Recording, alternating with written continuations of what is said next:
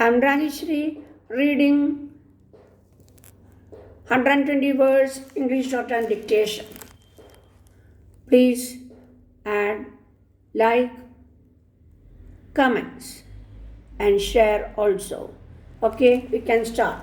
Sir, I was surprised to see that in this budget some of the items which are consumed and used by the very rich section of the people have not been taxed. I would suggest that the finance minister should give some relaxation in the case of petroleum prices and impose tax on refrigerators, air conditioners, and items like that which are used by rich sections of the population. This would cover the gap which would be there by giving relaxation in the petroleum prices. Then cigarettes have not been touched. Cigarettes are smoked by the richer section of the people. It seems that there is an acute resources constraint. This is understandable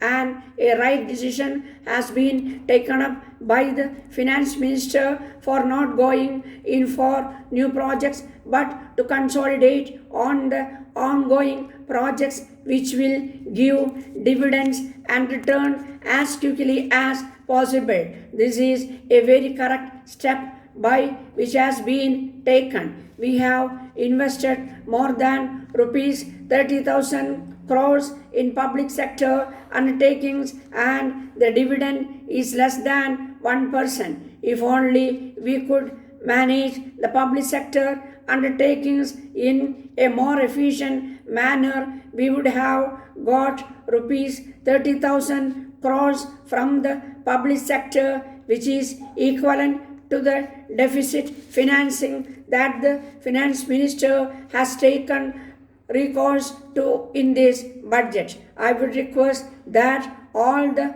public sector undertakings should be thoroughly overhauled and every effort should be made to see that the public sector undertakings are efficiently managed and they pay dividend to the government. If the railways are made to pay dividend to the general revenue to the extent of rupees 500 crores each year, I do not see any reason why the public sector undertakings should not be made to pay dividend to the general revenues also. Those public sector undertakings which have been incurring losses year after year and consuming a good deal of the taxpayers' money should be wound up. There is a resource constraint in the budget. I do not understand why he has not given more incentive for savings.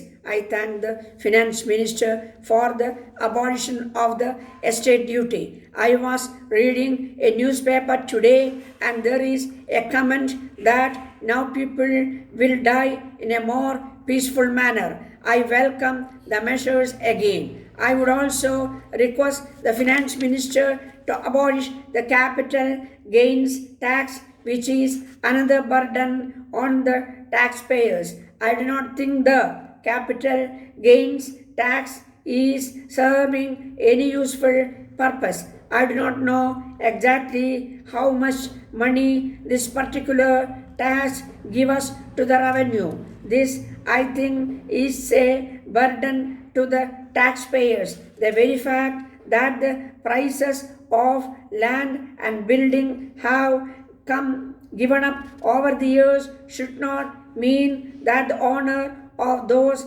lands or the buildings should be penalized when he sells that piece of land or building by paying to the government a great part of the money that he gets out of sale. He has to meet the expenses for his daily needs, the prices of which also have gone up very high in the meantime. Not only the prices of land and building of which he happens to the owner but the prices of everything on which he has to spend for his living have gone up. There is no reason why he should pay the penalty for this land and building price increase. I request the finance minister to see whether there is any purpose in keeping this capital gains tax in vogue.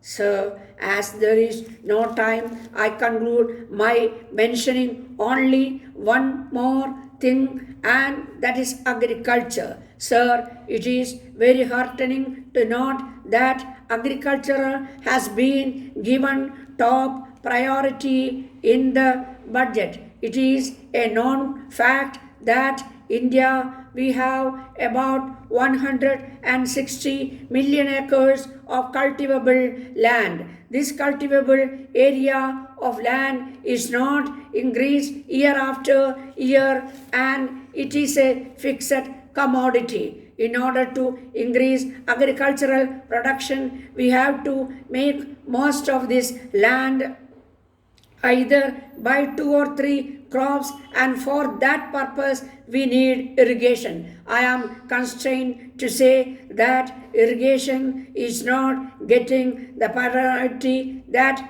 it should get. There are many schemes that I can quote, but for want of time I am outing them. There is one project about which I mentioned when I had an opportunity to speak on the President's ideas. There are many such schemes which are not being given effect to.